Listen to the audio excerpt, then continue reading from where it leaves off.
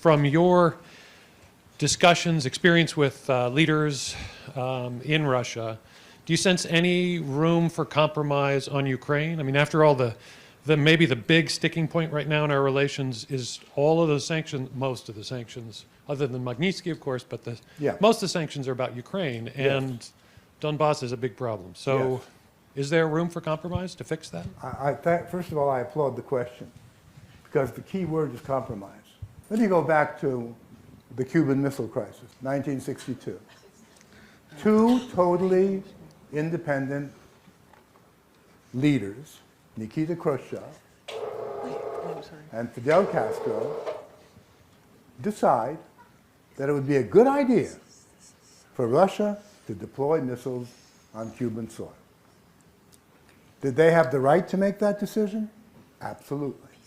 Two independent countries. So they make that agreement. And the Soviets begin bringing in the missile, well, the parts to assemble it. And the United States discovers this. Kennedy says to the Russians, turn your ships around or we will sink them. And if that leads to World War III, so be it. And the Russians turned their ships around. But there was a compromise. Not made public in this country at that time. Kennedy agreed to pull out American missiles that were deployed in Turkey in exchange. Because the Russians said, look, you have missiles in Turkey right on our border almost. You say our missiles are an existential threat, well, so are yours. Take them out and we will not deploy ours. That was a compromise. Now, Kennedy asked that this not be made public because it would kind of be seen as a loss of face and blah, blah, blah. And it wasn't made public, and then it was later on. So that was a compromise. And it helped avoid World War III. The Russian leadership sees NATO as an existential threat. Rightly or wrongly, that's not the point. The point is that that's the way it's seen. And this is not politics. You know, why would you bring NATO closer and closer to our borders, they say. In Latvia, it's on the border. In Estonia, it's on the border. Now, Ukraine is moving westward. It's a complicated issue. The United States has played a certain role in this. That's not the point.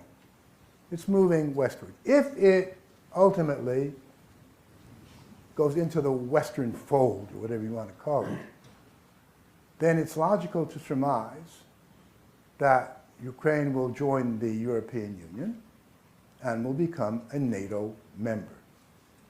Now, Ukraine has a border with Russia. Not only that, but Crimea, which was traditionally Russian, Sevastopol was always the base of the Navy, the Russian Navy, naval fleet of the Black Sea. So if Crimea remains Ukrainian, and if Ukraine becomes part of NATO, the Russian fleet won't be in Sevastopol, but the American Sixth Fleet might very well be there. And NATO will be on Russia's southwest border. And the Russians see this as an existential danger. And they say, we will not permit it. Now, does that correspond to international law? No, it doesn't. But when you talk about existential threat, you say, I don't care about international law, as in the Cuban Missile Crisis. You say, no, we don't give a damn how you feel. We're not going to allow this. It is my opinion that had from the very outset been some kind of internationally negotiated agreement that Ukraine would not become a member of NATO for at least the next 50 years, there would be no Ukrainian problem.